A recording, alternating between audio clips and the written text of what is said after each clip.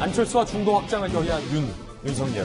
윤석열 전 총장과 관련된 최근 행보와 또 윤 전 총장에게 제기된 의혹과 검증과 관련된 뉴스 함께 소개해드리겠습니다. 조국 전 장관이 윤석열 전 총장 측을 겨냥했습니다. 사모펀드 율로남불 조 전 장관의 주장 보시죠. 윤 전 총장의 부인 김건희 대표가 특혜성 증권거래 의혹이 있다라는 보도를 언급하면서 조국이 대선 나가려고 사모펀드에 돈 넣었다던 일부 인사들은 김건희 대표 보도에 입 닫는다. 김건희 씨야말로 사모펀드 전문가다라고 주장을 합니다. 윤석열 씨는 사모펀드는 사기꾼들이 다 하는 짓이라고 박상기 장관에게 했던 자신의 발언을 기억하는지 모르겠다라고 비판을 합니다. 윤 전 총장 측 특혜성 거래였다면 금감원에서 진작 문제 삼았을 것이다. 정상 거래로 이미 검증받은 사안이다. 이에 대해서 조국 저격수 소위 알려져 있는 권경의 변호사가 반박했습니다. 뭐라고 반박했을까요? 김건희 씨는 사모펀드 가입 아닌 주식을 넘긴 것, 주식을 채권이라고 허위 신고한 사실도 없다. 윤사모가 김건희 무죄라고 플랜카드 들고 돌아다니지도 않는다라고 조국 전 장관에게 즉각 반박을 합니다. 강력계 형사 출신께서는 어떻게 보세요? 박성희 변호사님.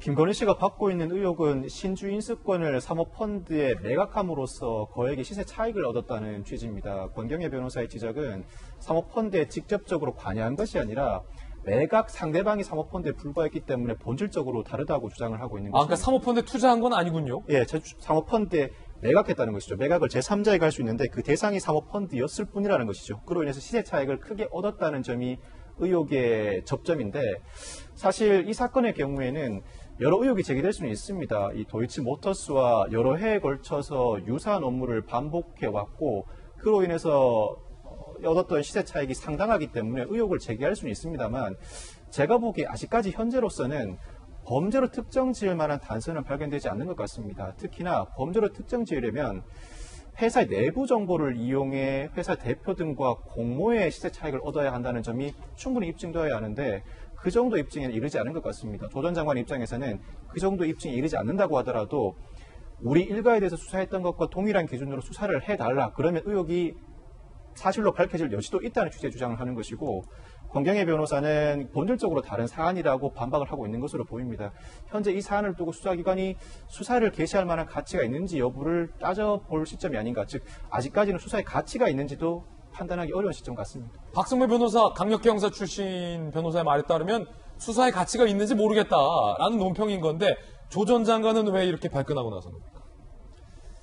저는 김건희 씨가 도이치모터스와의 거래 관계가 여러 가지 있었죠. 그 거래 관계에서 금전적 이득도 있었던 것 같습니다.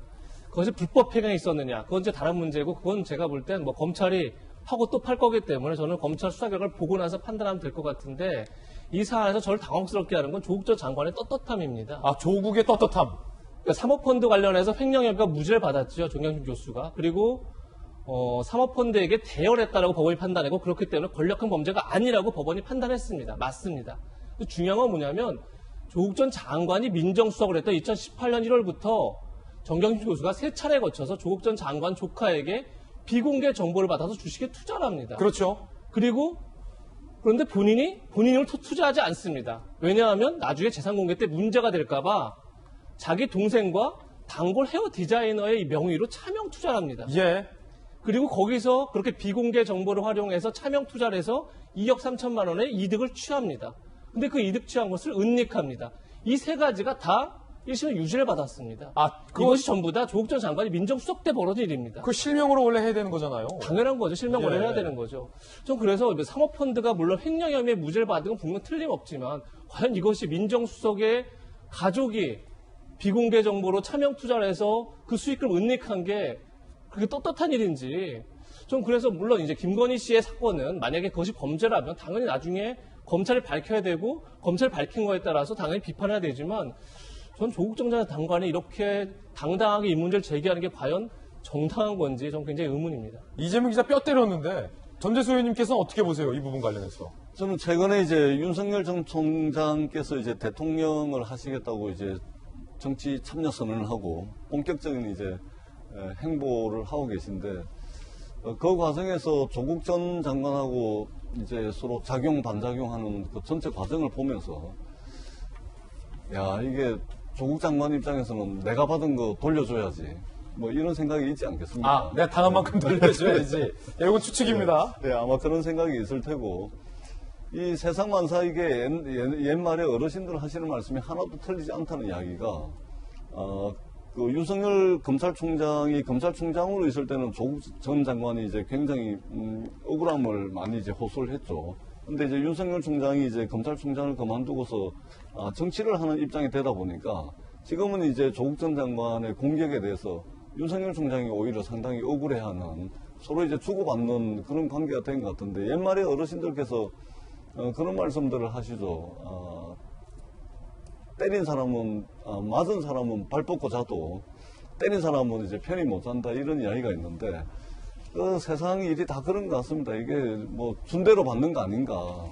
그리고 이제 대통령이 되겠다고 등판하신 분인데 그러면은 좀 일정 부분 감내해야 될 측면도 있지 않는가 이렇게 보여지고요. 다만 윤석열 전 총장과 관련해서 이제 이분은 이제 대통령이 되려고 나선 분이고 조국 전 장관은 이제 뭐 선출직으로 출마하는 분은 아니지 않습니까? 그런 측면에서 본다면 우리 국민들께서 윤석열 총장이 검찰총장으로 계시면서 했던 여러 가지 수사에 대한 기준, 가이드라인, 잣대 이것도 본인과 가족에게 그대로 좀 적용시키는 그런 자세와 태도는 좀 보일 필요가 있겠다라고 생각을 합니다. 지금 부인과 관련된 문제, 장모와 관련된 문제 지금 여러 가지 건들이 언론에서 보도가 되고 있고 또 수사가 진행이 되고 있고 또 일부는 재판이 끝나가지고 구속이 되는 거 아니겠습니까? 이런 측면에서 좀 자기 자신의 문제에 대해서도 그동안의 잣대라는 그 기준에 비춰서 좀 국민들께 그런 자세와 태도를 보이는 것이 좋지 않을까 이런 생각을 해봅니다. 예.